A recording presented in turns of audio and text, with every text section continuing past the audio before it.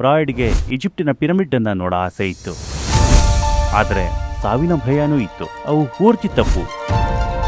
ಬರೀ ಅಸ್ವಸ್ಥರನ್ನ ಸ್ಟಡಿ ಮಾಡಿದ್ರು. ಬೇರೆ ಬೇರೆ ರೀತಿಯ ಕನಸುಗಳು ಇವೆ. ಅವು ಜೀವನದ ಬೇರೆ ಅಂಶಗಳಿಗೆ ಸಂಪರ್ಕ ಕಲ್ಪಿಸ್ತಿರಬಹುದು. ಧ್ಯಾನಸ್ಥರಾದ್ರೆ ಕನಸುಗಳು ಹೊರಟು ಹೋಗುತ್ತವೆ. ಮನಃಶಾಸ್ತ್ರಜ್ಞರು ಇದನ್ನು ನಂಬಲ್ಲ.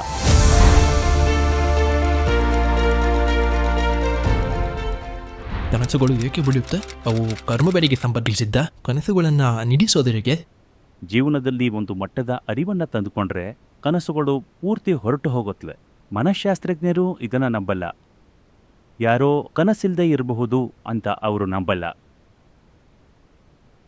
ಸಿಗ್ಮಂಡ್ ಫ್ರಾಯ್ಡ್ ಯಾವ ಮಟ್ಟಿಗೆ ಹೇಳಿದಾನೆಂದರೆ, ನೀವು ನಿದ್ದೆ ಇಲ್ಲದೆ ಇರಬಹುದು, ಆದರೆ ಕನಸಿಲ್ಲದೆ ಇರೋಕ್ಕಾಗಲ್ಲ. ಕನಸು ತುಂಬ ಮುಖ್ಯ, ಅದು ಯಾವಾಗಲೂ ಸಕ್ರಿಯ ಅಂದ. ರೆಮ್ ಅಂತಾರೆ ಗೊತ್ತಾ? ಹೌದು,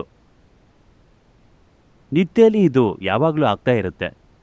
ನೋಡಿ, ಈ ಫ್ರಾಯ್ಡ್, ಯಂಗ್ಸ್ ಇವರೆಲ್ಲ ಯಾವತ್ತೂ ಒಬ್ಬ ಯೋಗಿಯನ್ನ ಅಥವಾ ಬುದ್ಧರನ್ನ ಅಧ್ಯಯನ ಮಾಡಲಿಲ್ಲ. ಅಸ್ವಸ್ಥರನ್ನ ಸ್ಟಡಿ ಮಾಡಿದ್ರು ಅಲ್ವಾ? ಅಸ್ವಸ್ಥರನ್ನ ಅಧ್ಯಯನ ಮಾಡಿ ಇಡೀ ಮಾನವತೆ ಬಗ್ಗೆ ತೀರ್ಮಾನಕ್ಕೆ ಬಂದರು. ಈ ತೀರ್ಮಾನಗಳು, ಅವುಗಳಿಂದ ಒಂದಿಷ್ಟು ಉಪಯೋಗ ಇವೆ, ಆದರೆ ಅದರ ಜೊತೆಗೆ ಅವು ತುಂಬಾ ತಪ್ಪಾಗಿವೆ. ದೊಡ್ಡ ಮಟ್ಟಿಗೆ ತಪ್ಪಾಗಿವೆ.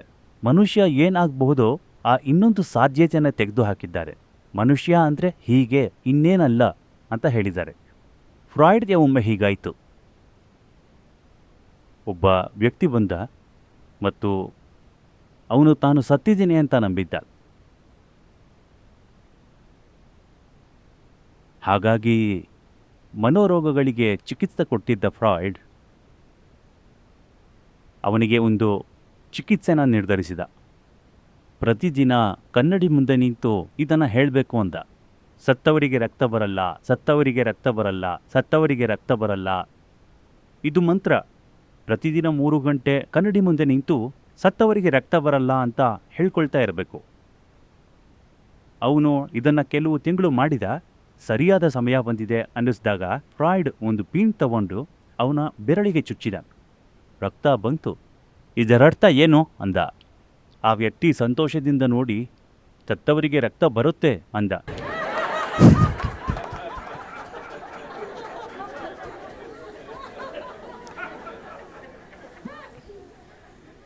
ಅಲ್ಲದೆ ಸ್ವತಃ ಫ್ರಾಯ್ಡ್ಗೆ ಸಾವಿನ ಬಗ್ಗೆ ತುಂಬ ಭಯ ಇತ್ತು. ನಿಮಗೆ ಗೊತ್ತಾ ಇದು? ಅವನಿಗೆ ಸಾವಿನ ಬಗ್ಗೆ ತುಂಬಾ ಭಯ ಇತ್ತು. ಈಜಿಪ್ಟಿನ ಪಿರಮಿಡ್ನ ನೋಡೋದು ಅವನ ಕನಸಾಗಿತ್ತು. ಅವನಿಗೆ ಈಜಿಪ್ಟಿನ ಪಿರಮಿಡ್ಗಳನ್ನು ನೋಡೋ ಅತೀವ ಆಸೆ ಇತ್ತು. ಆದರೆ ಸಾವಿನ ಭಯ ಎಷ್ಟಿತ್ತಂದರೆ ಇಡೀ ಜೀವನ ಅವನು ಅಲ್ಲಿಗೆ ಹೋಗೋ ಧೈರ್ಯವನ್ನು ಮಾಡಲಿಲ್ಲ. ಆದರೆ ಈ ವ್ಯಕ್ತಿ ಮನುಷ್ಯರ ಬಗ್ಗೆ ಒಂದು ಅಂತಿಮ ತೀರ್ಮಾನಕ್ಕೆ ಬರ್ತಾನೆ. ಸರಿನಾ? ಅವನ ಅಧ್ಯಯನಕ್ಕೆ ಬೆಲೆ ಇದೆ. ನಾನು ಎಲ್ಲದನ್ನೂ ತೆಗೆದು ಹಾಕ್ತಿಲ್ಲ, ಆದರೆ ಇದೇ ಅಂತಿಮ ಅನ್ನೋ ಥರ ತೀರ್ಮಾನಿಸಬಾರದು.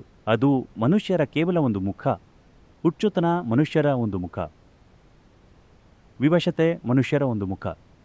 ಅದೇ ಎಲ್ಲ ಅಲ್ಲ. ಅವುಗಳನ್ನೆಲ್ಲ ಮೀರಿ ಬೆಳೆಯೋ ದಾರಿ ಇದೆ. ಫ್ರಾಯ್ಡ್ಗೆ ಅಧ್ಯಯನಕ್ಕೆ ಬೇರೆ ಯಾರೋ ಸಿಕ್ಕಿದ್ರೆ, ಅವನಿಗೆ ಒಬ್ಬ ಯೋಗಿ ಸಿಕ್ಕು ಅವರನ್ನು ಅಧ್ಯಯನ ಮಾಡಿದರೆ ಆಗ ಅವನ ಎಲ್ಲ ತೀರ್ಮಾನಗಳು ತುಂಬಾ ಭಿನ್ನವಾಗಿರ್ತಿತ್ತು. ಕನಸುಗಳು ಏನು ಅನ್ನೋ ಬಗ್ಗೆ ಆಳವಾಗಿ ಹೋಗಲ್ಲ. Actually, there are 4 types of dreams. ನೀವು 4 ರೀತಿಯ ಕನಸುಗಳನ್ನು ಹೊಂದಬಹುದು. ಜನರಿಗೆ ಬರೋ 90% ಕನಸುಗಳು ಈಡೇರದ ಆಸೆಗಳಾಗಿರುತ್ತವೆ. ನೀವು ನಿದ್ರೆಯಲ್ಲಿದ್ದಾಗ ಈಡೇರದ ಆಸೆಗಳು ಅಭಿವ್ಯಕ್ತಿ ಪಡ್ಕೊಳ್ಳೋಕ್ಕೆ ನೋಡ್ತಾ ಇದೆ. ಕನಸು ಬೀಳದಿದ್ದರೆ ಬಹುತೇಕ ಜನರು ಈಗಿರೋದಕ್ಕಿಂತ ಹೆಚ್ಚು ಹತಾಶರಾಗಿರ್ತಾರೆ. ಯಾಕಂದರೆ ಕನಸು ಅವರ ಆಸೆಯ ಪ್ರಕ್ರಿಯೆನ ತೃಪ್ತಗೊಳಿಸುತ್ತೆ. ತಮ್ಮ ಜೀವನದಲ್ಲಿ ಮಾಡೋಕ್ಕಾಗದಿರೋ ಹಲವು ಸಂಗತಿಗಳನ್ನು ಕನಸಲ್ಲಿ ಮಾಡ್ತಾರೆ. ಹೌದು, ಅದಕ್ಕೆ ಕತೆಗಳು, ಅದನ್ನು ರಚಿಸೋರು ಅಷ್ಟೊಂದು ಪ್ರಸಿದ್ಧವಾಗೋದು. ಅದಕ್ಕೆ ಸಿನಿಮಾ, ಟಿವಿ ಎಲ್ಲ ಪ್ರಸಿದ್ಧವಾಗಿವೆ. ಯಾಕಂದರೆ ನೀವು ಸುಮ್ಮನೆ ಕೂತು ಪಾಪ್ಕಾರ್ನ್ ತಿಂತ ನೀವು ಏನನ್ನೂ ಮಾಡದೆ ಯಾರ ಜೊತೆನೋ ಪ್ರೀತಿಲಿ ಬಿಡಬಹುದು, ಹೊಡೆದಾಟ ಮಾಡಬಹುದು, ಎಲ್ಲಿಂದಲೋ ಬಂದ ವೈರಿಗಳನ್ನೆಲ್ಲ ಬಡಿದು ಹಾಕಬಹುದು ಅಲ್ವಾ? ಪಾಪ್ಕಾರ್ನ್ ತಿಂತಾನೇ ಎಲ್ಲನೂ ಮಾಡಬಹುದು. ಅದು ನಿಮಗೆ ನಿಮ್ಮ ಜೀವನದೊಂದಿಗೆ ಏನೂ ಮಾಡಬೇಕಿಲ್ಲ. ಹಾಗಾಗಿ ಇವೆಲ್ಲನೂ ತುಂಬ ಪ್ರಸಿದ್ಧ, ಯಾಕಂದರೆ ಅವು ತೃಪ್ತಗೊಳಿಸುತ್ತೆ. ಬದುಕದೇನೂ ನೀವು ಬದುಕಬಹುದು. ಕನಸಿನ ಶಕ್ತಿ ಅದು. ಯಾವುದೇ ರಿಸ್ಕ್ ಇಲ್ಲದೆ ಪ್ರೀತಿಲಿ ಬಿಡಬಹುದು, ಪ್ರೀತಿಯಿಂದ ಹೊರಬರಲೂಬಹುದು. ಇದನ್ನು ಬದುಕಲ್ಲಿ ಮಾಡೋದಾದರೆ ಎಲ್ಲದಕ್ಕೂ ಬೆಲೆ ತರಬೇಕು, ಜೀವನನೇ ತರಬೇಕು. ಆದರೆ ಸಿನಿಮಾದಲ್ಲಿ 3 ಗಂಟೆಗಳಲ್ಲಿ ಪ್ರೀತಿಲಿ ಬೀಳಬಹುದು, ಯಾರೊಂದಿಗೋ ಹೊಡೆತಾಡಬಹುದು, ಯುದ್ಧಗಳನ್ನೆಲ್ಲ ಮಾಡಿ ನಿಮ್ಮ ಒಂದು ಕೂದಲು ಕೊಂಕದೆ ಹೊರಬರಬಹುದು. ಅದು ಫ್ರೀಯಾಗಿ ಜೀವನದ ಅನುಭವನ ಕೊಡುತ್ತೆ. ಆದರೆ ಅದು ಜೀವನ ಅಲ್ಲ, ತುಂಬ ದೊಡ್ಡ ವ್ಯತ್ಯಾಸ ಅದು. ಕನಸುಗಳು ಕೂಡ ಹಾಗೇನೆ, ನಿಮ್ಮದೇ ಮನಸ್ಸಿನ ಪರದೆ ಮೇಲೆ ಆಗ್ತಿರುತ್ತೆ. ಆದರೆ ಇದು ಅದೇನೆ, 90% ಕನಸುಗಳು ಇದಕ್ಕೆ ಸೇರಿದ್ದು. ಆದರೆ ಬೇರೆ ರೀತಿಯ ಕನಸುಗಳಿವೆ. ಅವು ಜೀವನದ ಇತರ ಅಂಶಗಳಿಗೆ ಸಂಪರ್ಕ ಕಲ್ಪಿಸ್ತಿರಬಹುದು. ಅವೆಲ್ಲ ಅಪರೂಪ.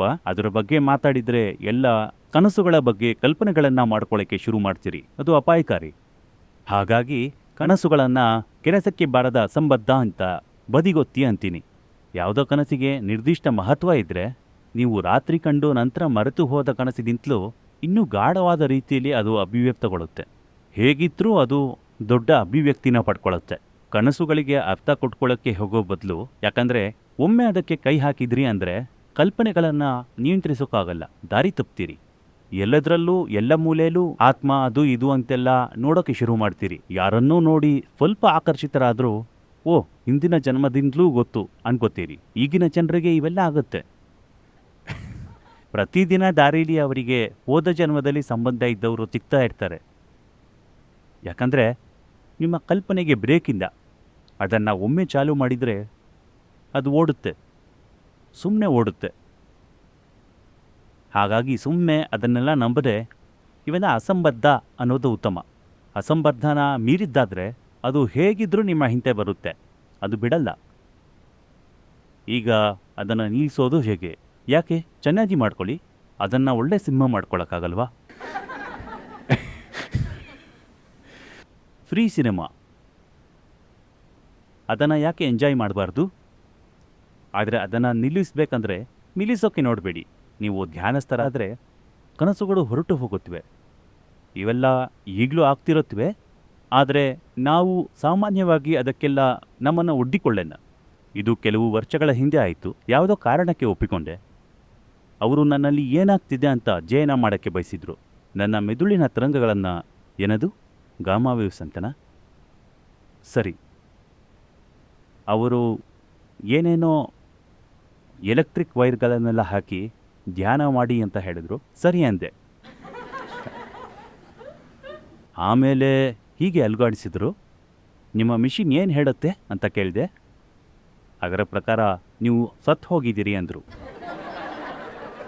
ನಾನು ಸತ್ತು ಹೋಗಿದ್ದೀನಿ ಅಂತ ಡಾಕ್ಟರ್ ಪರೀಕ್ಷಿಸಿ ಹೇಳಿದ್ದಾರೆ. ನೀವು ಹುಷಾರಾಗಿರಿ.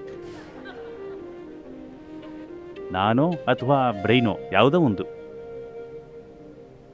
ನಿಮಗೆ ಹೀಗೆ ಇರೋಕ್ಕಾದರೆ ಪೂರ್ತಿ ಜೀವಂತ ಆದರೆ ಸತ್ತಿದ್ದೀರಿ, ಪೂರ್ತಿ ಎಚ್ಚರ ಆದರೆ ನಿದ್ರೆಯಲ್ಲಿದ್ದೀರಿ.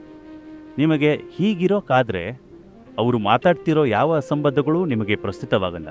ಮತ್ತು ಪ್ರತಿ ಮನುಷ್ಯನೂ ಹೀಗಿರಬಹುದು. ಅದು ದೂರ ಇಲ್ಲ, ಅದಾಗಿಲ್ಲ. ಯಾಕಂದರೆ ಜನರು ಆ ದಿಕ್ಕಿನಡೆ ನೋಡೇ ಇಲ್ಲ ಅಷ್ಟೆ. ಅದು ಕಷ್ಟ ಅಲ್ಲ, ಅದು ದೂರ ಇಲ್ಲ, ಅದಕ್ಕೆ ಜೀವಮಾನ ಬೇಕಿಲ್ಲ. ಇದೇನೆಂದರೆ ಜನರು ಆ ದಿಕ್ಕಿನಡೆ ನೋಡಿಲ್ಲ, ಎಲ್ಲರೂ ಬೇರೆ ದಿಕ್ಕಲ್ಲಿ ನೋಡ್ತಿದ್ದಾರೆ. ನಿಮ್ಮ ಸಮಸ್ಯೆ ಅಷ್ಟೇ.